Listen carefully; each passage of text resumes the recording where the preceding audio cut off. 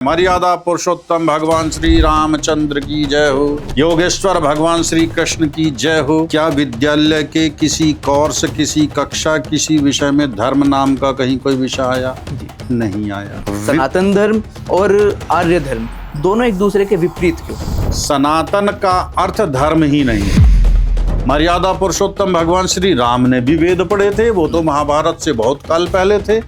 लिखे अब वेद व्यास जी ने, तो राम जी ने वेद कहाँ से पढ़े? ये जो ब्रह्मा जी के चार मुंह हैं, ये ब्रह्मा जी सोते कैसे होंगे?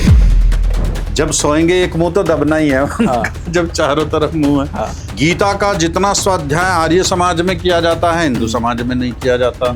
आर्य समाज धर्म या सनातन धर्म ये मतपंथ संप्रदाय हैं, ये धर्म नहीं। आर्य समाज तो ये भी कहता है कि जो ये देवी के जागरण होते हैं, कथाएं होती हैं, जो कराने वाले हैं और करने वाले हैं, ये शराबी होते हैं, ये कबाबी होते हैं। जो सृष्टि क्रम के अनुकूल है वही सत्य है। कोई 1 क्विंटल, कोई 2 क्विंटल, कोई 1.5 क्विंटल, कोई 2.5 क्विंटल। हाँ। क्या वो दुख से तर रहे हैं या दुख में फंस रहे हैं? आर्य समाज की जो शादियां होती हैं वो किस प्रकार से होती है? शूद्र अछूत नहीं है। ब्राह्मण के घर शूद्र भोजन बनाता है। आर्य समाज में कोई लव मैरिज करना चाहे तो उसकी क्या प्रक्रिया होती है? अब जैसे तुलसी का पौधा जितना महत्वपूर्ण है, ऐसे ही नीम का पौधा भी महत्वपूर्ण है।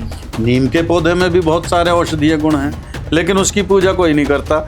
तुलसी की सब पूजा करते हैं। तारा रानी की कथा जिसको बोलते हैं, उसको भी आर्य समाज बताता है कि ये झूठी कहानी है।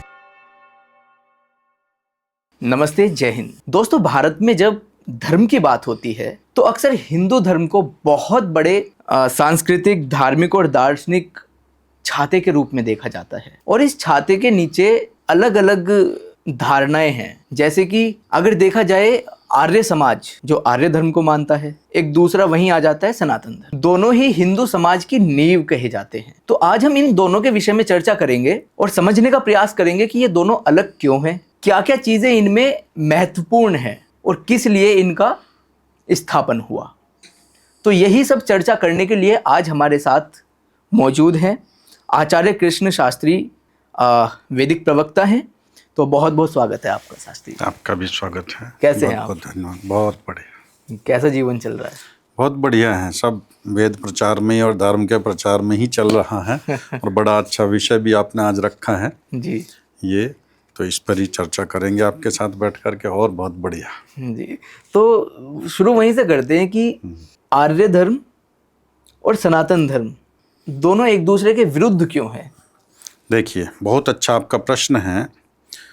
इस सब के मूल में एक चीज है कि हम धर्म को समझ नहीं पाए, हम धर्म को जान नहीं पाए। मैं अध्यापन के क्षेत्र से भी जुड़ा रहा। जब तक आर्य समाज के संपर्क में नहीं था, आर्य समाज के प्रचार प्रसार में नहीं था, तब मेरा अध्यापन का क्षेत्र था। उसके पूर्व स्वाभाविक है छात्र जीवन रहा, लेकिन कहीं छात्र जीवन में या कहीं अध्यापन के क्षेत्र में, और आपने भी कहीं देखा होगा जितनी आपने विद्या शिक्षा प्राप्त की है, क्या विद्यालय के किसी कोर्स, किसी कक्षा, किसी विषय में धर्म नाम का कहीं कोई विषय आया? जी। नहीं आया। जब विद्यालयों में ये हमें कहीं विद्या ही नहीं दी गई, शिक्षा ही नहीं दी गई, तो हम धर्म को समझेंगे कैसे? धर्म को हम जानेंगे कैसे? जो हमारे शास्त्र हैं वो हमारा सारा साहित्य संस्कृत भाषा में है। और आज से लगभग 1500 वर्ष पूर्व तक हमारे देश की जो भाषा थी, व्यवहार की, परस्पर बोलचाल की, वह संस्कृत रही। और जब तक हमारी भाषा संस्कृत रही, तब तक हम अपनी संस्कृति से जुड़े रहे। जी। संस्कृति शब्द संस्कृत से ही निकला हुआ है। जैसे ही हमारी मातृभाषा छूटी, संस्कृत छूटी, तो संस्कृति छूट गई और संस्कार छूट गए। तो फिर धर्म क्या है, अधर्म क्या है, पाप क्या है, पुण्य क्या है, इसके विषय में भ्रम फैलता चला गया। फिर समाज में जैसा हमने इधर से सुन लिया, उधर से सुन लिया, इनसे सुन लिया, उनसे सुन लिया, उसी को हम धर्म मान बैठे। यदि हम अपने शास्त्रों का अध्ययन करेंगे तो महाराज मनु ने बहुत सुंदर एक परिभाषा दी धर्म के विषय में। धृति क्षमा दमोस्तेयम शौचम इंद्रिय निग्रह धीर विद्या सत्यम अक्रोधो दशकम धर्म लक्षणम। ये महाराज मनु ने 10 लक्षण बताए धर्म के। लेकिन अब धर्म एक विस्तृत विषय है, बहुत बड़ा। इसको बड़े संक्षेप में हम समझेंगे तो धर्म का नाम है कर्तव्य कर्म, इसी का नाम धर्म है। और जो कर्तव्य कर्म है वो मनुष्य मात्र के लिए एक है। चोरी ना करना ये मनुष्य मात्र का धर्म है। वह चाहे हिंदू हो, चाहे मुस्लिम हो, चाहे सिख हो, चाहे ईसाई हो, पादरी हो, जैन हो, कोई भी हो, चोरी करना किसी धर्म में अच्छा नहीं समझा जाएगा जी। अब ये जो वर्तमान के चले हुए तथाकथित धर्म हैं, हिंदू धर्म, मुस्लिम धर्म, सिख धर्म, ईसाई धर्म या आर्य समाज धर्म या सनातन धर्म, ये मतपंथ संप्रदाय हैं, ये धर्म नहीं है। धर्म केवल वही है जो मनुष्य का कर्तव्य कर्म है। अब सनातन और हिंदू धर्म जो 2 शब्द हैं, हाँ जी, तो हम शब्दों से ही यदि जानने का प्रयास करेंगे, सनातन का अर्थ धर्म ही नहीं है। सनातन का अर्थ है सदा रहने वाला। सदा रहने वाला। फिर इस शब्द की स्थापना कब हुई? मतलब ये शब्द आया कैसे? अगर ये शब्द सृष्टि के प्रारंभ से है, और इस सृष्टि के नहीं, इसके पूर्व की जितनी सृष्टियां हुई हैं उन सबको भी ये लेकर के चलता है। सनातन का अर्थ तो सदा से है। फिर ये जो सनातन 2 शब्द है, हैं, 2 शब्द हैं, मैं बताता हूँ। जी। एक पुरातन, एक सनातन। आप गूगल, आज के टाइम में गूगल सबसे अच्छा शिक्षक है। जिस चीज का ना पता हो गूगल से पूछ लो। यद्यपि वहां बहुत सारी भ्रांतियां भी रहती हैं, उनका समाधान भी हम शास्त्रों से या विद्वानों से समय समय पर लेते रहें। इस प्रश्न का तो उत्तर मिल जाएगा, हम गूगल पर डालकर देखेंगे कि सनातन का विलोम शब्द क्या है, पुरातन का विलोम शब्द क्या है। पुरातन का विलोम शब्द तुरंत आएगा नवीन, नवीनतम, पुरातन। और यह है सनातन, तो सनातन का अर्थ आएगा, विलोम शब्द आएगा नश्वर। सनातन का अर्थ है जो सदा से रहने वाला, और इसका विपरीत जो सदा नहीं रहने वाला। तो धर्म का अर्थ इस सनातन शब्द से कदापि नहीं है। सनातन का अर्थ है सदा से रहने वाला। अब जो आर्य समाज है या एक हिंदू धर्म है, ये जीवन पद्धतियां हैं। आर्य शब्द का अपने आप में अर्थ होता है श्रेष्ठ, उत्तम। बिल्कुल, इंग्लिश में हम उसको कह दें तो नोबल, बेस्ट। जी। अब ये है कोई भी व्यक्ति जिसका गुण, कर्म, स्वभाव, विद्या, संस्कार, आचार, विचार, व्यवहार श्रेष्ठ हो, वही आर्य है। वही आर्य है। वह हिंदू हो, वह मुस्लिम हो, वह सिख हो, वह ईसाई हो, वह भारतवासी हो, या वो विदेश में रहने वाला हो। फिर ये हिंदू की ही दोनों नींव माने जाते हैं, सनातन धर्म भी और आर्य धर्म भी। फिर ये दोनों के विपरीत क्यों है? ये दोनों एक दूसरे के, सनातन धर्म और आर्य धर्म दोनों एक दूसरे के विपरीत क्यों है? विपरीत कदापि नहीं है, विपरीत नहीं है। वो थोड़ी सी समाज में जो भ्रांति फैली हो रही है, उसके कारण हमें ऐसा लगता है कि ये दोनों विपरीत हैं। सनातनी जो अपना सर्वमान्य ग्रंथ मानता है वेद, और जो हिंदू है, जो भारत में रहने वाला है या भारत से बाहर विश्व के किसी भी भाग में रहने वाला हिंदू है, वह भी वेद को ही मानता है। अंतर केवल इतना है, जो आर्य हैं वो वेद का पठन पाठन निरंतर करते हैं, तो वे वेद से जुड़े हुए हैं। ठीक है। हिंदू समाज वेद को मानता है, स्वीकार करता है, वो उसको तिरस्कार नहीं करता, उसको अस्वीकार नहीं करता, किंतु उसके यहाँ वेद का पठन पाठन नहीं। और पठन पाठन नहीं है तो वेद के विषय में भी भ्रांतियां हैं। हिंदू समाज मानता है कि वेद तो महर्षि व्यास ने लिखे थे, और महर्षि व्यास का जन्म आज से लगभग 5000 वर्ष पूर्व हुआ था, महाभारत के टाइम में। लेकिन वेद व्यास के पिताजी ने भी वेद पढ़े थे, मर्यादा पुरुषोत्तम भगवान श्री राम ने भी वेद पढ़े थे, वो तो महाभारत से बहुत काल पहले थे। लिखे अब वेद व्यास जी ने, तो राम जी ने वेद कहाँ से पढ़े? उनको वेद किसने पढ़ाया? वशिष्ठ और विश्वामित्र को वेद किसने पढ़ाए? वेद ज्ञान सृष्टि के प्रारंभ में परमपिता परमात्मा ने अग्नि, आदित्य, वायु और अंगिरा ऋषियों को दिया। इन चारों ऋषियों से ये विद्या महर्षि ब्रह्मा जी ने सीखी। आज भी हम देखते हैं हिंदू समाज में काल्पनिक चित्र आता है ब्रह्मा जी का, जिसके 4 मुख बने हुए हैं। अब एक बालक, एक बार हम एक कार्यक्रम में थे तो एक बालक ने प्रश्न पूछ लिया हमसे कि आचार्य जी, ये जो ब्रह्मा जी के 4 मुंह हैं, ये ब्रह्मा जी सोते कैसे होंगे? जब सोएंगे एक मुंह तो दबना ही है उनका, जब चारों तरफ मुंह है। तो ये एक अलंकारिक वर्णन है, अर्थात ब्रह्मा जी को चारों वेदों का ज्ञान प्राप्त था। उन चारों ऋषियों से एक एक वेद का ज्ञान प्राप्त किया ब्रह्मा जी ने, और उस वेद ज्ञान को आगे श्रुति परंपरा से बढ़ाया।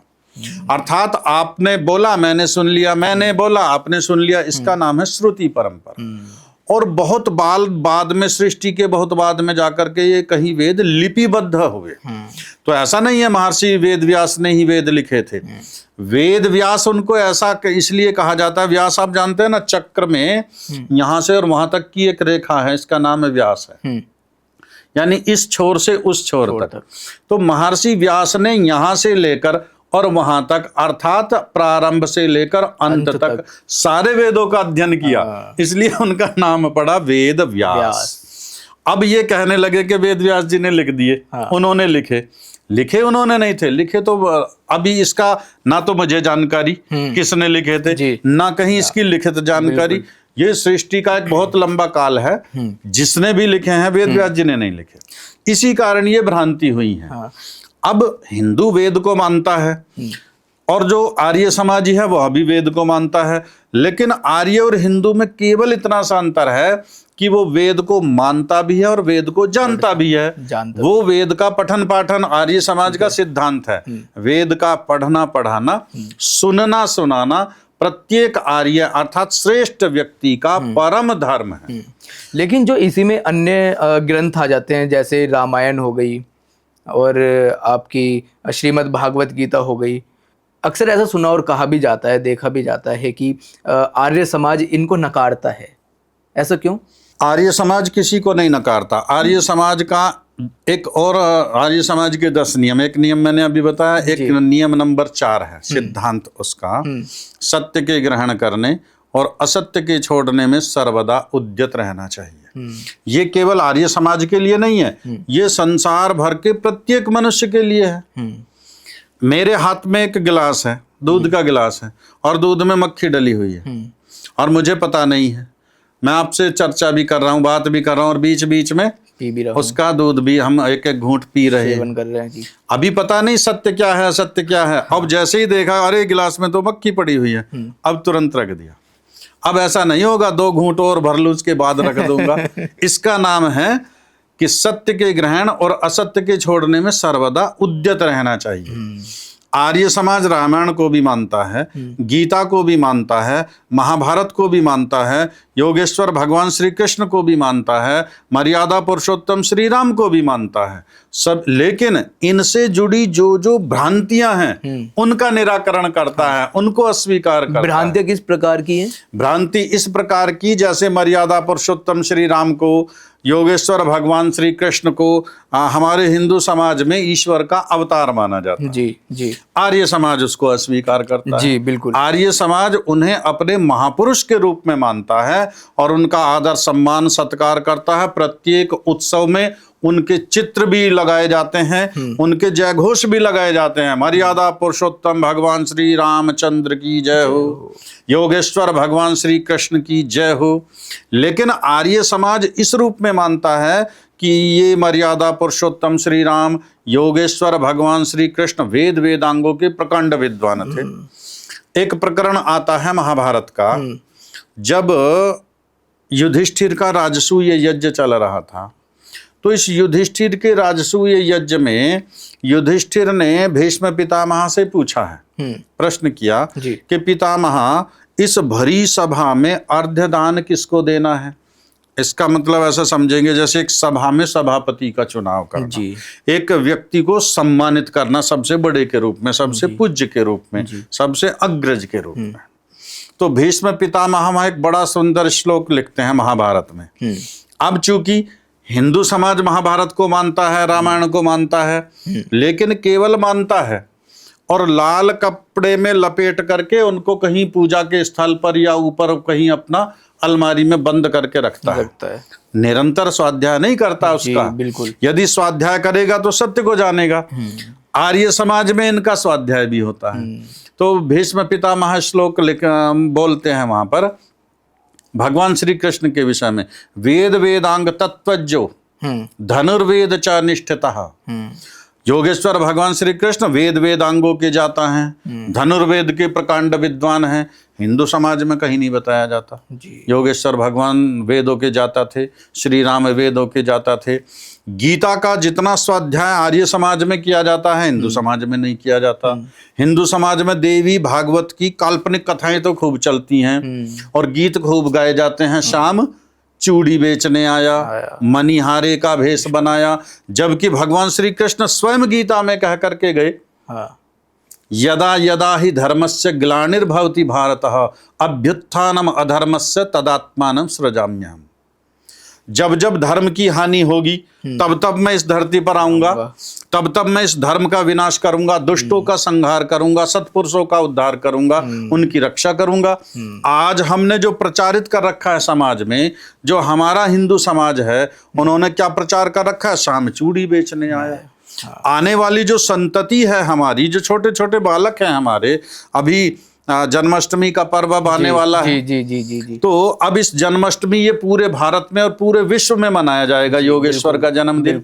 योगेश्वर भगवान श्री कृष्ण ने महाभारत जैसे युद्ध के समय में भी कभी प्रातः साय की ना तो संध्या का उन्होंने उल्लंघन किया, ना कभी एक दिन ऐसा गया कि उन्होंने यज्ञ न किया। जिस दिन अभिमन्यु का वध हुआ, उनका सबसे प्रिय भांजा ही तो था इनका, और बहुत प्रिय था। अर्जुन के साथ बैठकर उस दिन भी उन्होंने यज्ञ किया। भगवान श्री कृष्ण ने उस दिन भी यज्ञ किया। अब जो ऐसे महापुरुष का जब हम जन्मदिन दिवस मनाएंगे, क्या किसी मंदिर में, क्या किसी घर में, क्या किसी प्रांगण में कहीं आपने देखा यज्ञ होता हुआ? इन्हीं चीजों का तो विरोध करता है आर्य समाज। भाई ये चीजें गलत हैं। जो योगेश्वर का सत्य स्वरूप है उसे समाज के सामने रखो, तभी तो आने वाली संततियां कुछ सीखेंगी। अच्छा, जैसे इसमें ये भी कहा जाता है, जैसे आपने अभी गीतों की बात की, यज्ञ की बात की, तो आर्य समाज तो ये भी कहता है कि जो देवी के जागरण होते हैं, कथाएं होती हैं, इनको भी मतलब बोलता है कि ये जो कराने वाले हैं और करने वाले हैं, ये शराबी होते हैं, ये कबाबी होते हैं। देखिए, जागरण बड़ा सुंदर प्रश्न है ये भी। हाँ, समाज में आज चला हुआ है। अच्छा, अभी जो हमारी इसी ये महीने की पीछे जो एकादशी गई है, आज तो अब ये श्रावण मास चल गया। आज श्रावण मास की द्वितीया तिथि है। इससे पूर्व आषाढ़ मास गया, और इस आषाढ़ मास के शुक्ल पक्ष की जो एकादशी थी, उस एकादशी को प्रसिद्ध रूप में माना जाता है। शायद आपको जानकारी हो या ना हो। ये एकादशी थी देवशयनी एकादशी। देवशयनी एकादशी यानी हमारे समाज में ऐसा माना जाता है कि आज देवता लोग सो गए हैं। हाँ, अब सो गए तो इनको जगाना पड़ेगा। बिल्कुल। लेकिन वह परमपिता परमात्मा ना तो एक क्षण के लिए कभी सोता, और जो सोता नहीं तो उसे जगाया कैसे जाएगा? जगाया उसे जाएगा जो सोया हुआ। तो ईश्वर तो सोता नहीं। जब ईश्वर सोता नहीं तो फिर जगाओगे किसे? इसलिए आर्य समाज इनका खंडन करता है कि ये केवल, अच्छा, जहां तक ये मद्यपान और मांस भक्षण की बात है, हाँ, ये मैंने प्रत्यक्ष भी देखा है। कार्यक्रम में हम गए थे एक विशेष निमंत्रण पर, तो मैंने देखा पर्दे के पीछे खड़ा हुआ व्यक्ति, वो हाथ में शराब का गिलास लिए हुए है और वो पी रहा है। उस पर हमने कोई विशेष ध्यान नहीं दिया, पी रहा होगा भाई, अपना पी रहा। लेकिन थोड़ी देर बाद में मैंने देखा वही व्यक्ति मंच पर आकर के बैठा हुआ है। तो जो प्रश्न आपने किया, ऐसे प्रश्न कई बार समाज में सुने। उस दिन मुझे ऐसा लगा कि ये जो प्रश्न उठते हैं ये इसी कारण उठते हैं। जब मैंने देखा तो औरों ने भी निश्चित रूप से देखा। ऐसा नहीं है उसमें 100% व्यक्ति सभी ऐसे हैं, लेकिन अधिकांश व्यक्ति ऐसे हैं, क्योंकि एक व्यक्ति जो जागरण करा रहा है उसकी अपनी भावना है, श्रद्धा है। और जो प्रतिदिन करने वाला है, आज आपने कराया, कल मैंने कराया, परसों किसी और ने कराया, उनके लिए वो व्यवसाय बन गया है। तो उनके लिए ना कोई श्रद्धा है, ना कोई उनके लिए वहाँ कोई वैसी भावना है। तो अब जब आज रात आपके यहाँ जागे, कल रात मेरे यहाँ जागेंगे, परसों रात किसी तीसरे के यहाँ जागेंगे, तो वो नशे के उसमें अपना सब तान तंबूरे बजाते रहेंगे, ढोलक मंजीरे बजाते रहेंगे। इसमें भी जब जागरण में बिल्कुल लास्ट में जो सुबह सुबह होती है वो तारा रानी की कथा जिसको बोलते हैं, उसको भी आर्य समाज बताता है कि ये झूठी कहानी है और कुछ ऐसा करके। देखो, इस प्रकार के, ये पहली बात तो ये है कि ये ऐतिहासिक प्रश्न है। हाँ। तारा रानी की, ये तारा रानी कौन थी? महाराजा हरिश्चंद्र की पत्नी जी। और हरिश्चंद्र कौन है? मर्यादा पुरुषोत्तम श्री राम के पूर्वज हैं जी। आज हमें मर्यादा पुरुषोत्तम श्री राम की डेट ऑफ बर्थ का पता नहीं है। तो जब मर्यादा पुरुषोत्तम श्री राम की डेट ऑफ बर्थ का हमें पता नहीं, दशरथ की डेट ऑफ बर्थ का हमें पता नहीं, शिवी, मानधाता, भगीरथ, हरिश्चंद्र, किसी की डेट ऑफ बर्थ का पता नहीं, लेकिन हाँ इतना पता है ये इतिहास के प्रश्न हैं। अब इनकी जो कथा है, उस कथा में यही सत्य और असत्य का निर्णय करना है कि आर्य समाज वो सत्य को ग्रहण करता है, असत्य को छोड़ता है। इस कथा में आता है इस प्रकार का कि हरिश्चंद्र ने तारा रानी के कहने पर, जब वहां देवी को प्रसन्न करना था, तो हरिश्चंद्र ने अपने पुत्र की गर्दन काट दी। गर्दन काट दी कि अगर तुम्हारी देवी में शक्ति है तो इस पुत्र को जीवित करके दिखावे। नहीं, घोड़ा था, घोड़े का भी कुछ उसमें कहानी सुनी है हमने कि कुछ घोड़े को जीवित करने के लिए और पुत्र को जीवित करने के लिए। ओ, घोड़े को ले लो, पुत्र को ले लो, मेंढक को ले लो, मछली को ले लो, कोई भी ले लो, जीवित प्राणी कोई भी है। हाँ। एक बार जब मर गया तो उसको संसार का कोई वैद्य, कोई हकीम, कोई डॉक्टर, कोई इंजीनियर, कोई भक्त, कोई साधु, कोई सन्यासी, वह चाहे हिंदू समाज का हो चाहे आर्य समाज का हो, कोई जीवित नहीं कर सकता। क्योंकि सत्य और असत्य की परीक्षा के लिए शास्त्र में पांच प्रमाण दिए हैं। सबसे पहला प्रमाण है कि जो सृष्टि क्रम के अनुकूल है वही सत्य है, जो सृष्टि क्रम के विपरीत है वह असत्य है। आर्य समाज इस सिद्धांत को मानता है, हिंदू समाज इस सिद्धांत को नहीं मानता है। जैसे हिंदू समाज में बहुत सारी भ्रांतियां हैं कि अहिल्याबाई वो पत्थर की बन गई, मर्यादा पुरुषोत्तम श्री राम ने जब उनका पैर लगाया तो वो मनुष्य के रूप में बदल गई। आर्य समाज और हिंदू समाज दोनों अलग अलग हैं क्या? अलग अलग नहीं है, एक ही समाज है। और सृष्टि के प्रारंभ से जब परमपिता परमात्मा ने सृष्टि की रचना की, पृथ्वी का निर्माण किया, यहाँ पर सारे साधन संसाधन बनाए, तब उन्होंने एक विल लिखी, वसीयतनामा। वेद में मंत्र आता है, आम भूमि अददाम आर्याया, मैं यह भूमि आर्यों को देता हूं।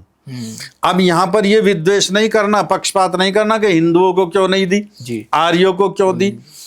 आज के वर्तमान के परिवेश में हम लेंगे, एक पिता के दो पुत्र हैं जी, एक पुत्र सज्जन है, विद्वान है, शिक्षित है और व्यावसायिक है, अपना कार्य भी करता है, माता पिता की सेवा शुश्रूषा भी करता है। दूसरा पुत्र व्यभिचारी है, मांस भक्षण करता है, मद्यपान करता है, जुआ खेलता है, वैश्यागमन भी करता है। क्या माता पिता अपनी संपत्ति उस नालायक पुत्र को देंगे? उसको बेदखल कर देते हैं, कहते हैं भाई ये मेरे कहने में नहीं है, मैं इसे अपनी समस्त संपत्ति से बेदखल करता हूं।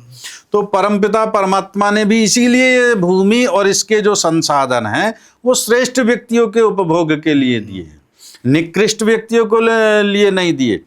महाभारत काल, सृष्टि के प्रारंभ से और महाभारत काल तक हमारा जो ये राष्ट्र था ये विश्व गुरु रहा, संसार भर में सिरमौर।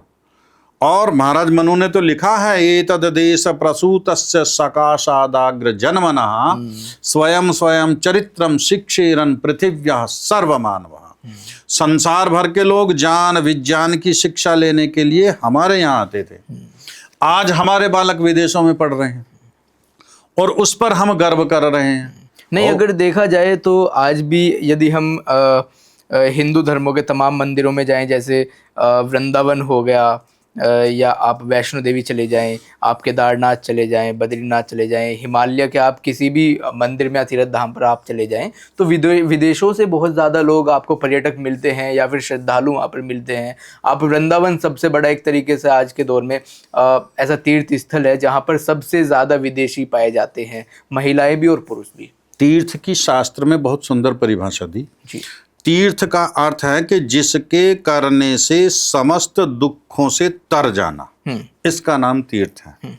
और जो वर्तमान में हमारी जितने भी तीर्थ स्थल हैं या तीर्थ यात्राएं हैं, जैसी अभी चल रही है, अब श्रावण मास प्रारंभ हो गया है, बिल्कुल तो ये अब कांवर का ये उत्तर भारत में बहुत ज्यादा जी प्रचलन है। अब क्या ये तीर्थ यात्रा है? और कांवर का भी देखो, कोई 1 क्विंटल, कोई 2 क्विंटल, कोई 1.5 क्विंटल, कोई 2.5 क्विंटल। हाँ। क्या वो दुख से तर रहे हैं या दुख में फंस रहे हैं? जो 1, 1.5, 2, 2.5 क्विंटल जल लेकर आ रहा है, अब उससे पूछो कितना वो आनंद का अनुभव कर रहा है, उसे सुख पहुंच रहा है। भले ही वो कह दे मुझे आनंद आ रहा है, पैरों में भी छाले पड़ जाते हैं, गर्दन भी दुखने लगती है, शरीर भी सारा दुखने लगता है, तो ये केवल दुख में फंसना है। तीर्थ का अर्थ है स्वाध्याय करना, विद्वानों का सत्संग करना, ब्रह्मचर्य आदि का पालन करना, इससे हमारा सुख बढ़ेगा।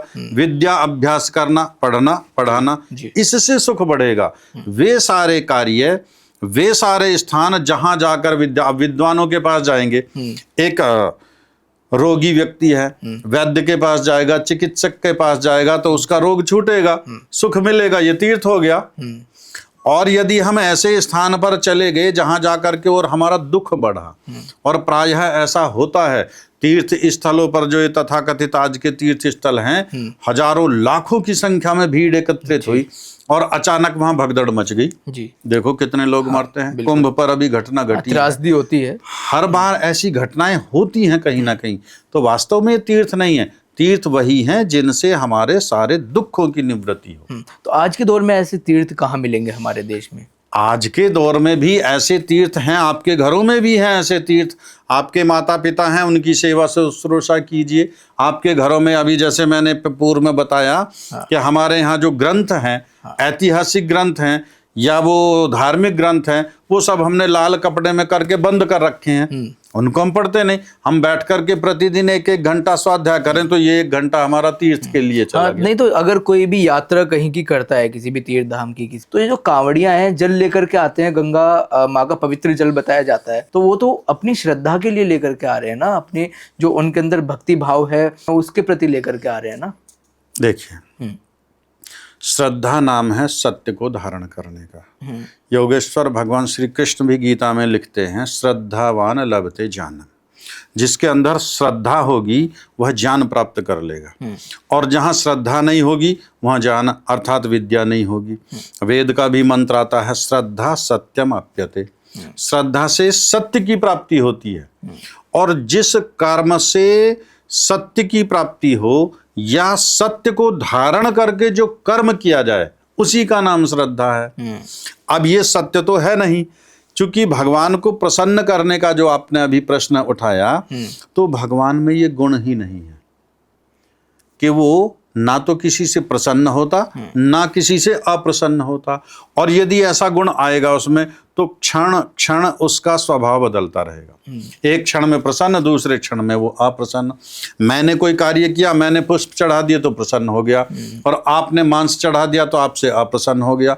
एक क्षण में संसार में कितने सारे व्यक्ति हैं, एक क्षण में कितने सारी क्रियाएं होंगी, तो उस क्षण में वो प्रसन्न होगा या अप्रसन्न होगा, किससे प्रसन्न होगा, किससे अप्रसन्न होगा। इसका मूल कारण भी यह है कि हमारे किसी पाठ्यक्रम में, किसी विद्यालय में ईश्वर से, धर्म से, आत्मा से, परमात्मा से जुड़ी कहीं कोई विद्या शिक्षा कोर्स है ही नहीं। ये विद्या गुरुकुलों में दी जाती थी, गुरुकुल आज लुप्त प्राय हो गए हैं, इसलिए समाज में भ्रांतियां बढ़ी हैं। अच्छा, आर्य समाज की जो शादियां होती हैं वो किस प्रकार से होती हैं? आर्य समाज में जो विवाह पद्धति है, वहां पर एक संस्कार विधि है।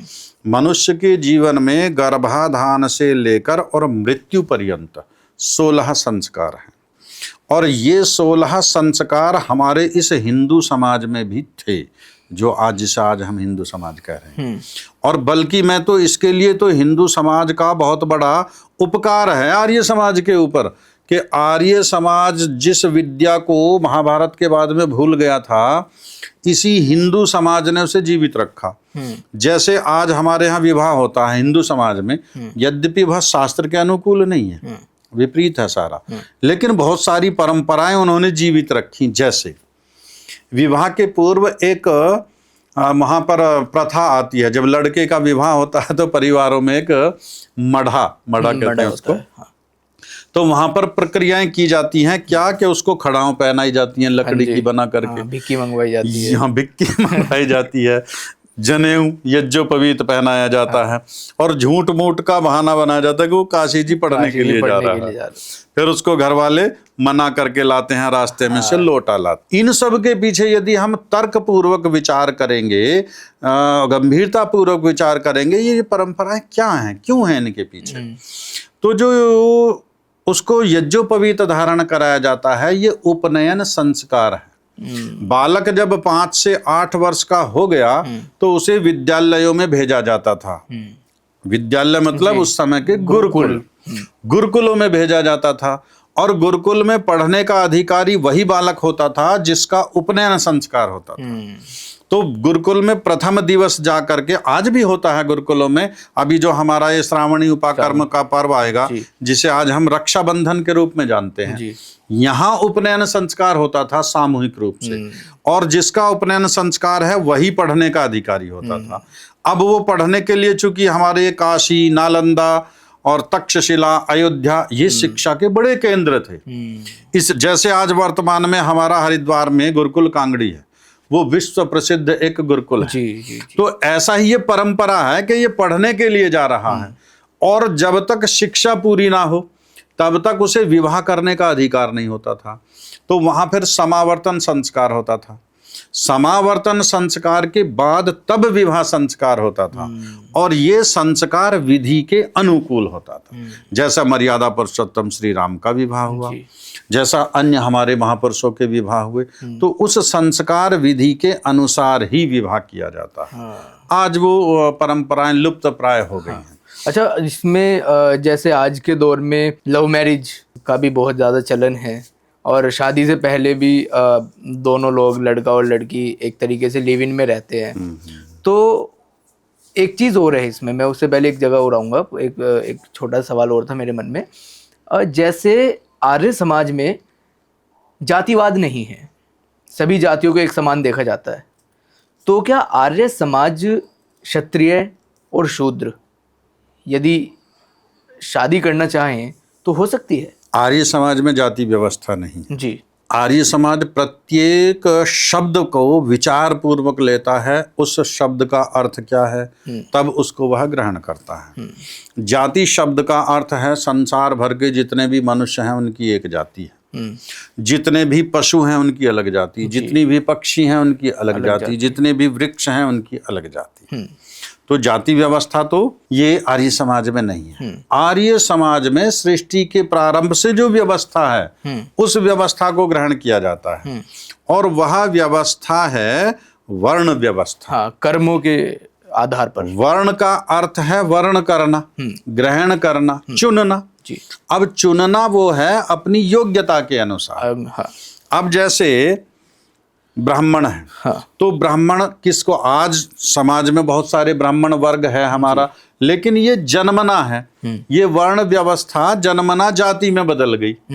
ब्राह्मण का अर्थ है जो वेद का पठन पाठन करता हो, वेद का पढ़ना पढ़ाना करता हो, यज्ञ करना और करवाना सिखाना, दान देना और लेना। ब्राह्मण का कार्य केवल दान लेना ही नहीं है, देना भी है। हाँ। ये कार्य ब्राह्मण के हैं। जी। क्षत्रिय जिसका बाहुबल सशक्त है, जो सबकी रक्षा करता है, वह क्षत्रिय। और वैश्य जो इस समाज राष्ट्र के लिए धन कमाता है, उसका नाम वैश्य। शूद्र जो इन सबके साथ मिलकर इनका सहयोग करता है, उसका नाम शूद्र। शूद्र अछूत नहीं है। ब्राह्मण के घर शूद्र भोजन बनाता था, क्षत्रिय के घर शूद्र भोजन बनाता था, वैश्य के घर शूद्र भोजन बनाता था। ब्राह्मण की विद्या शूद्र के लिए, क्षत्रिय का बल शूद्र के लिए, वैश्य का धन शूद्र के लिए, और ये चारों मिलकर के ही समाज का निर्माण करते थे। आज भी ये चारों वर्ग समाज में हैं। ये फर्स्ट क्लास, ये सेकंड क्लास, ये थर्ड क्लास, ये फोर्थ क्लास, तो आज भी चला हुआ है। अब जहां तक विवाह का प्रश्न है, तो विवाह अपने समान वर्ण में ही किया जाता है, क्योंकि उसके गुण कर्म स्वभाव आज भी हमारे हिंदू समाज में भी हम देखें जी। तो विवाह के पूर्व लड़के और लड़की की जन्म पत्री मिलाई जाती है। किसके पास ले जाते हैं? ब्राह्मण के पास। जी। ब्राह्मण उनके गुण मिलाता है, जी। जबकि इस तथाकथित ब्राह्मण को पता ही नहीं इस लड़के का माता पिता कौन है, इसका जन्म कब हुआ, लड़की का जन्म कब हुआ। ये जन्म पत्री कब मिलाई जाती थी? जब 5 से 8 वर्ष के बीच में बालक गुरुकुल चला गया। लड़कियों के गुरुकुल अलग, लड़कों के गुरुकुल अलग अलग होते थे। जी। और वहां पर उनका बायोडाटा लिखा जाता था, लड़के का अलग, लड़की का अलग। अब जब उनकी विद्या पूरी हो गई, समावर्तन संस्कार आने वाला है, तो एक दूसरे गुरुकुलों में ये पत्रिका भिजवाई जाती थी और वहां पर आचार्य मिलाते थे। ब्राह्मण का अर्थ विद्वान ही है, वो ठीक है, तो आचार्य और आचार्याएं उन पत्रिकाओं को मिलाती थी। वहां से वो गुण कर्म मिलते थे, किसने कितने वेद पढ़े, कितने दर्शन पढ़े, किसका कैसा स्वभाव है, किसी का उग्र स्वभाव, किसी में धैर्य अधिक, किसी में कम, उसके अनुसार गुण कर्म मिलाए जाते थे। वो व्यवस्था थी। तो जो वर्ण व्यवस्था है यही समाज का निर्माण करती है, आज भी प्रचलित है और पहले भी प्रचलित थी। अच्छा, अगर आर्य समाज में कोई लव मैरिज करना चाहे तो उसकी क्या प्रक्रिया होती है? प्रेम विवाह का, वैसे तो विवाह के पूर्व, जैसा अभी आपका प्रश्न था ये लिव इन का, हाँ जी, हाँ जी, वहां शादी से पर पहले आर्य समाज में उसके लिए कोई स्थान नहीं है। लिव इन की तो बहुत दूर की बात है। 5 से 8 वर्ष के बाद लड़का लड़की के दर्शन करने की भी मनाही है, क्योंकि इससे आकर्षण उत्पन्न होगा और आकर्षण व्यभिचार को जन्म देगा। आज समाज में वो बढ़ रहा है। हाँ, उस समय लेकिन स्वयंवर विवाह था, ये परंपरा थी। उसको आज हम लव मैरिज के नाम से जानते हैं। अर्थात विवाह करने का अधिकार लड़के और लड़की को था। वो स्वतंत्र रूप से, मर्यादा पुरुषोत्तम श्री राम का भी उदाहरण हमारे सामने है, योगेश्वर भगवान श्री कृष्ण का भी उदाहरण हमारे सामने है, अर्जुन का भी उदाहरण हमारे सामने है, शिव का भी उदाहरण हमारे सामने है। लेकिन ये स्वयंवर तब था जब लड़का और लड़की अपने आप में विद्या में वो पूर्ण होते थे। उनके पास इतनी बुद्धि उनकी विकसित है कि मुझे वर्ण किसका करना है। आज हम विपरीत मत पंथ वालों का वर्ण कर लेते हैं और फिर टुकड़ों टुकड़ों में लाश पाई जाती हैं। उसका परिणाम यही है कि वो केवल भावनाओं में बह करके वो प्रेम विवाह करते हैं। सिद्धांत या विद्या से कोई लेना देना नहीं है, इसका दुष्परिणाम। अगर आपसे पूछा जाए प्रेम की असली परिभाषा क्या हो सकती है आज के दौर में? प्रेम नाम तो आज के दौर में भी और पहले दौर में भी और आगे आने वाले दौर में भी, प्रत्येक दौर में और समय में प्रेम का अर्थ है सीधा सीधा समर्पण। प्रेम में कहीं कोई अपेक्षा नहीं होती। जहां अपेक्षा हो तो सौदेबाजी है, वो प्रेम कहाँ हुआ। तो ये त्याग की भावना यदि आज है तो वह प्रेम है, पूर्व में था तो वह प्रेम है, आगे भी रहेगा तो वह प्रेम है। और ये जो टुकड़े टुकड़े की घटनाएं घटती हैं वो इसीलिए तो घटती हैं कि वो वास्तव में प्रेम नहीं था, अपेक्षा थी। अपेक्षा पूरी नहीं हुई तो टुकड़ों में बांट दिया, अपेक्षा पूरी हो जाएंगी तो फिर टुकड़ों में बांटने की स्थिति नहीं आएगी। जी। अच्छा, तुलसी के पौधे को आर्य समाज या आर्य धर्म की नजर से, किस नजर से देखा जाता है? तुलसी का पौधा बड़ा महत्वपूर्ण है, औषधीय वृक्ष है और बहुत सारे रोगों में कार्य करता है। इसीलिए प्रत्येक घर में, आज भी हिंदू समाज में भी प्रत्येक परिवार में, घरों में हमारे तुलसी का पौधा प्राय पाया जाता है। लेकिन सनातन धर्म में तो इसको एक तरीके से माता रानी का रूप देते हैं। हाँ, उसको दूसरे रूप में वो धार्मिक रूप से जोड़ा गया है, उनकी अलग प्रकार की भावनाएं जुड़ी हुई। वो भावना इसीलिए, जब मैंने बताया ना, श्रद्धा, सत्य को ना जानने के कारण, श्रद्धा नाम सत्य का है। अब जैसे तुलसी का पौधा जितना महत्वपूर्ण है, ऐसे ही नीम का पौधा भी महत्वपूर्ण है। नीम के पौधे में भी बहुत सारे औषधीय गुण हैं, लेकिन उसकी पूजा कोई नहीं करता। तुलसी की सब पूजा करते हैं। वो प्रचलन पर एक समाज में आ जाता है। हमारी इस प्रकृति में एक भी वनस्पति, एक भी पौधा, एक भी तृण पर्यंत भी ऐसा कोई घास फूस बेल लता ऐसा नहीं है जो महत्वपूर्ण ना हो, बल्कि वेद का तो एक मंत्र आता है। और प्रातः सायं जब हम संध्या करते हैं, परमपिता परमात्मा का ध्यान करते हैं, तो वहां पर उस मंत्र का उच्चारण किया जाता है कि जितनी भी वनस्पतियां हैं, औषधियां हैं, बड़े बड़े विशाल वृक्ष हैं, चाहे छोटे छोटे वृक्ष हैं, जैसे धनिये का वृक्ष है, पुदीने का वृक्ष है, औषधियां हैं, गुणकारी हैं, ऐसे ही ये तुलसी का वृक्ष भी गुणकारी है। और इसके अतिरिक्त जितनी भी वनस्पतियां औषधियां, एक औषधि ऐसी है जी। हमारे पशुओं को प्राय ग्रामीण क्षेत्रों में, एक व्यक्ति थे हमारे यहाँ, तो वो क्या काम करते थे, एक जड़ी बूटी लाते थे और पशु को कोई जख्म हो गया और उसके जख्म में कीड़े पड़ गए, तो वो ला करके उस औषधि का ना लेप करना, ना खिलानी, ना पिलानी, ला करके केवल पशु के गर्दन में बांध दिया। और ये कौन सी औषधि है? मुझे नहीं पता उसका औषधि का, वो तो जिनकी मैं बात बता रहा हूँ उनको पता था उनकी उसका। तो वो ला करके गले में बांध दिया, 10-15 मिनट बाद देखेंगे सारे कीड़े स्वतः झड़ गए। औषधीय गुण है उसके अंदर। तो औषधीय गुण है, जो जिसका गुण जानता है वो उसका लाभ ले लेता है। तो अब इसको हम माता रानी कहें या हम उसको पिता महाराज कहें या अन्य कोई नामों से संबोधन करने लगे, लक्ष्य केवल ये है कि इसकी संरक्षण हो। जब सत्य को तो जाने नहीं, जैसे एक छोटा सा उदाहरण है, पीपल का वृक्ष है हमारे, जी बिल्कुल, शनिदेव के रूप में उसकी पूजा की जाती है। तो अब पीपल का वृक्ष और बरगद का वृक्ष, चूंकि ये ऑक्सीजन का सबसे ज्यादा भंडार है, ये रात, अन्य जो पेड़ पौधे हैं हमारे वो रात्रि में कार्बन डाइऑक्साइड छोड़ते हैं, लेकिन पीपल का वृक्ष हमारा रात में और दिन में ये ऑक्सीजन का ही ऑक्सीजन देता है। ठीक है। इसका संरक्षण करना है। जो विद्वान लोग हैं वो जानते हैं, तो उन्हें समझा दिया भाई आपको इसकी पूजा करनी है। पूजा का अर्थ संरक्षण ही है। और जो पूजा पाठ में विश्वास ही नहीं रखता वो तो इसका पीपल का वृक्ष की हानि कर देगा।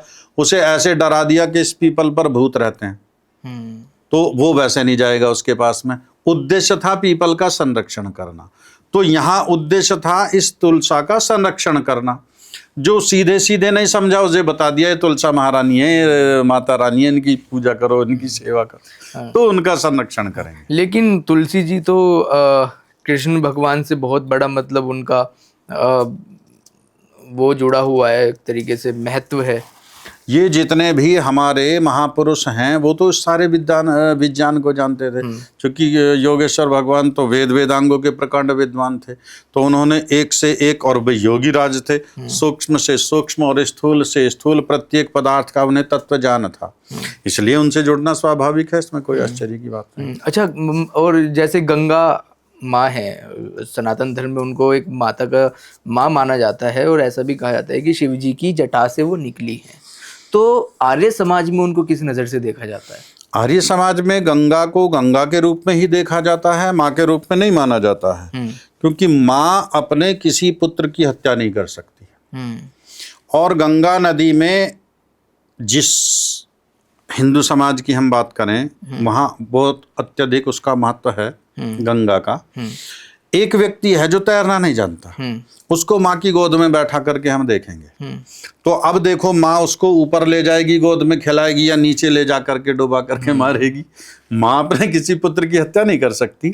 जल तो जड़ है, ये जल का प्रवाह है, अग्नि जड़ है, वायु जड़ है, ये सारे जड़ पदार्थ हैं, उनके अंदर जान तो है ही नहीं। उन्हें नहीं पता ये मेरा पुत्र है या ये मेरा शत्रु है या मित्र है, जो भी जल में प्रवेश करेगा। इसलिए शास्त्र में विधान है कि अज्ञात जल में प्रवेश नहीं करना चाहिए, चाहे कोई तैरने वाला भी हो, उसके लिए भी मनाही है, क्योंकि हमें नहीं पता उस जल में मगरमच्छ रहता है, हमें नहीं पता उस जल में कुंड है, हमें नहीं पता उस जल में नीचे क्या है, पत्थर है, कांटे हैं, क्या है, तो ऐसे जल में प्रवेश नहीं करना चाहिए। जहां तक शिव जी की जटा से निकलने का प्रश्न है जी। तो ये पहाड़ों से, जहां से गंगा निकलती है वहां से एक छोटा सा स्रोत है, और ये स्रोते पहाड़ों से भिन्न भिन्न स्थानों से निकल करके जब ये धरातल पर आती है, भूमि पर समतल मैदान में आती है, तो ये सारे इसके स्रोत एक साथ जुड़ जाते हैं और जल राशि अथाह हो जाती है, वो बहने लगती है। जहां तक इस जल का प्रयोग है, ये जल बहुत महत्वपूर्ण है। इस रूप में आर्य समाज भी इसको स्वीकार करता है। मैं अपना स्वयं का उदाहरण देता हूँ। हमारी माता जी को बीमार हो गई वो जी, और कई दिन तक बीमार रही, हॉस्पिटल से भी उन्होंने मना कर दिया, घर ले जाओ सेवा करो जी। और उनका स्वास्थ्य बड़ा खराब था, और बस पानी पानी पानी, दो मिनट में पानी मांगती थी और कुछ नहीं। हमारे यहाँ जब व्यक्ति मरनासन्न होता है तब उसे गंगा जल पिलाया मुख में गंगा जल डाला जाता है, उसका उस समय कोई लाभ नहीं होता। तो अब उनको हमने वो गंगा जल पिलाना प्रारंभ किया। हाँ, फिर हुआ जब हॉस्पिटल ने जवाब दे दिया, घर हम ले आए और घर वो एक दिन रही, तड़पती रही, तो मेरा अपना विचार ये आया कि भाई अब हो सकता है इनका अंतिम समय आ रहा है, मरना तो है ही इनको, लेकिन तड़प तड़प करके यहाँ ना मरें तो हम इनको फिर पुनः एक बार दूसरे अस्पताल में लेकर के चलते हैं, कम से कम वहाँ इनकी पीड़ा तो कम होगी। और हम मेरठ ले गए एक हॉस्पिटल में, वहाँ एडमिट कर दिया और ईश्वर कृपा से वो स्वस्थ भी हो गई और उसके 3-4 साल बाद तक फिर जीवित रही। और जब तक जीवित रही निरंतर प्रातःकाल आधा कप गंगा जल उनका निरंतर चला। तो ये गंगा जल शरीर के लिए बड़ा लाभदायक। जिसकी खांसी ना जा रही हो उसको प्रातःकाल आधा कप आप गंगा जल पिलाइए। ये शुद्धि की वजह से या फिर किसी शक्ति की वजह से? कोई केवल शुद्धि के कारण, शक्ति के कारण नहीं। शक्ति आप यहाँ से ले आइए ब्रज घाट से जाकर के जल, या इससे आगे जो जहाँ गंगा जा रही है वहां से जल ले आइए, और जहां से जल आ रहा है केदारनाथ, बद्रीनाथ, गंगोत्री से जाकर के जल ले आइए। दोनों जलों की तुलना करके देख लीजिए। तो वो कारण केवल शुद्धि का है। और औषधीय बहुत सारे जो तत्व इसके साथ मिल करके आते हैं, पहाड़ों से निकल करके आता है जैसे, तो बहुत सारे औषधीय तत्व इसमें मिले होते हैं, उसके कारण ये लाभदायक है। इस रूप में इसको स्वीकार किया जाता है।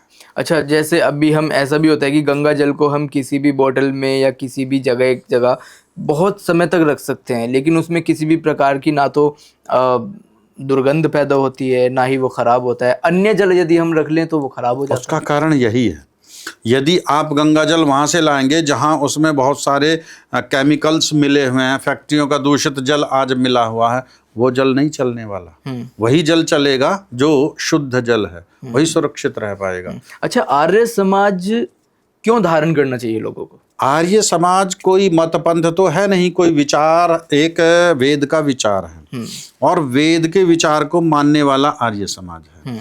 आर्य का मैंने अभी बताया, आर्य का अर्थ है श्रेष्ठ, जिसकी विद्या हो, जिसके पास में आचरण हो, व्यवहार हो। मेरे पास विद्या तो बहुत है लेकिन आचरण नहीं है।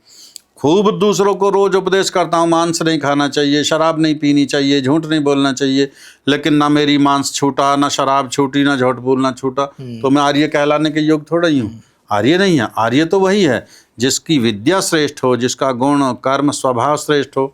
और संसार का ऐसा कोई व्यक्ति नहीं, संसार का ऐसा कोई माता पिता नहीं जो अपनी संतानों को श्रेष्ठ ना बनाना चाहता हो। तो जो प्रत्येक क्षेत्र में जो सर्वांगीण विकास अपने संतानों का करना चाहता है, जो समाज को उत्थान की ओर ले जाना चाहता है, निश्चित रूप से उसे आर्य समाज से जुड़ना ही चाहिए। अच्छा, जो हमारे जीवन का सबसे अंतिम लक्ष्य और सबसे परम लक्ष्य जो माना जाता है वो मुक्ति माना जाता है, तो क्या आर्य समाज में केवल और केवल यज्ञ होता है? क्या वो यज्ञ करके मुक्ति प्राप्त हो सकती है या भक्ति भी करनी पड़ती है? जैसे भगवानों की सनातन धर्म में भक्ति होती है ना। अभी आप जैसे बात भी की हमने कि खुद को कष्ट दे करके यात्रा करते हैं और ये सब, तो वो भक्ति तो कर रहे हैं। तो जो मूल एक तरीके से जो हमारी ये सफ़र है और जो हमारा लक्ष्य है वो मुक्ति है, तो क्या हो जाती है आर्य समाज में यज्ञ करने से? एक बहुत सुप्रसिद्ध कवि हुए रामधारी सिंह दिनकर, आपने नाम सुना हो? जी। तो उन्होंने पंक्तियां लिखी, यह जन्म हुआ किस अर्थ अहो, समझो कि जिसमें यह व्यर्थ ना हो। मनुष्य जीवन का लक्ष्य क्या है, उद्देश्य क्या है? आर्य की बात नहीं की, हिंदू की बात नहीं की, मुस्लिम की बात नहीं की, भारत वालों की बात नहीं की, जापान फ्रांस चीन वालों की बात नहीं की, मनुष्य मात्र की बात कर रहे हैं कि मनुष्य का जन्म किस लिए हुआ। वो कोई भी मनुष्य है संसार भर का। इसी चीज को उपनिषदकार भी कहता है। वहाँ श्लोक आता है एक, इह चेद अवेदित अथ सत्यम अस्ति। यदि इस मनुष्य के शरीर में आकर हमने उस लक्ष्य को जान लिया तो मनुष्य जीवन की सार्थकता है। और ना चेद अवेदित महति विनष्टि। और यदि उस लक्ष्य को ही ना जाना तो इस जीवन का प्राप्त करना फिर कोई निरर्थक हो गया, फिर तो महाविनाश है। अब जो मुक्ति की बात है वो केवल ये मनुष्य के शरीर में आकर के ही प्राप्त की जा सकती है, अन्य किसी शरीर में नहीं। इस मुक्ति का मार्ग किसके पास में है? वो जो श्रेष्ठ व्यक्ति है उसके पास होगा, जो निकृष्ट व्यक्ति है उसके पास होगा। सीधी सी बात। तो जो समाज में एक व्यक्ति है वो प्रातः काल से सायंकाल तक तो जुआ खेलता है, शराब पीता है, मद्यपान करता है, मांस भक्षण करता है, व्यभिचार करता है, वो किसी को श्रेष्ठ सिद्धांत क्या देगा? यदि किसी को श्रेष्ठ विद्या प्राप्त करनी है, सिद्धांत ग्रहण करना है, तो उसे निश्चित रूप से विद्वान के पास जाना पड़ेगा, अर्थात श्रेष्ठ व्यक्ति के पास जाना पड़ेगा। बिल्कुल। तो जो मुक्ति का मार्ग है, वो परमपिता परमात्मा ने जब सृष्टि का ये निर्माण किया तो वेद ज्ञान दिया हमें सृष्टि के प्रारंभ में, तो वहां मुक्ति का मार्ग भी बताया। वेद का बड़ा सुंदर मंत्र आता है, वेदाहमेतम पुरुषम महंतम आदित्य वर्णम तम सह परस्तात् त्वमेव विदित्वाति मृत्युमेति ना अन्यः पंथा विद्यते अयनाय। संसार भर में कोई दूसरा मार्ग नहीं है, केवल एक मार्ग है, उस परम पिता परमात्मा को जानना और उसकी आज्ञा का पालन करना, तब हमें मुक्ति प्राप्त हो सकती है। अन्य कोई उपाय हमारे पास नहीं। और वो मार्ग केवल और केवल आर्य समाज के पास है, क्योंकि आर्य समाज परमेश्वर से जुड़ा है, आर्य समाज वेद से जुड़ा है। इसलिए आर्य समाज किसी को अपने गुरु से नहीं जोड़ता, किसी को अपने मठ से नहीं जोड़ता, किसी को अपने इस संप्रदाय से नहीं जोड़ता। आर्य समाज व्यक्ति मात्र को सीधा सीधा वेद से जोड़ता है, अर्थात ईश्वर की आज्ञा से जोड़ता है, तभी हम मुक्ति प्राप्त कर सकते हैं, अन्य कोई मार्ग है।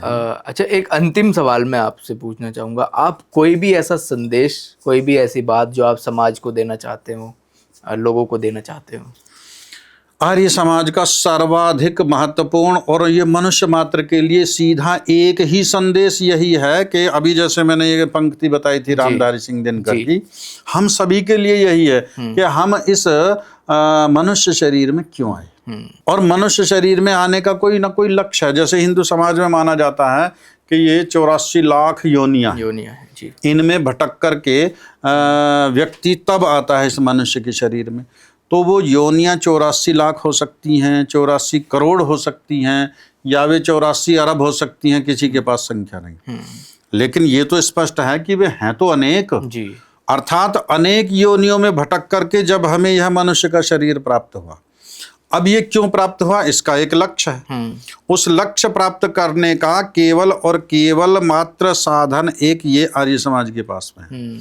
इसलिए मैं सभी को आपके इस चैनल के माध्यम से यही विनम्र अनुरोध भी करूंगा और संदेश भी देना चाहूंगा कि यदि आप अपने जीवन का कल्याण चाहते हो, आपने आने वाली संततियों का निर्माण चाहते हो, उनका जीवन उज्जवल चाहते हो, उनका सर्वांगीण विकास चाहते हो, तो सभी को आर्य समाज से जुड़ना ही होगा और जुड़ना ही चाहिए। यही मेरा सभी से अनुरोध और निवेदन है। तो देखिए, चर्चा चलने के तो और भी बहुत सारे तमाम सवाल मेरे भी जहन में हैं, आप तक जो पहुंचाने चाहिए, हम लोगों को जिनके बारे में जानकारी लेनी चाहिए। इतने विद्वान शास्त्री जी आज हमारे साथ हैं, लेकिन समय की अपनी समय सीमा है, और यदि आपने चर्चा अभी तक देखी है तो आपका बहुत बहुत शुक्रिया। लोगों तक पहुंचाएं, इसको साझा करें, और यदि अभी तक आपने चैनल सब्सक्राइब नहीं किया है तो चैनल भी सब्सक्राइब कर लीजिए। चर्चा यहाँ तक देखने के लिए, अभी तक जुड़ने के लिए बहुत बहुत शुक्रिया, बहुत बहुत धन्यवाद। बहुत बहुत धन्यवाद।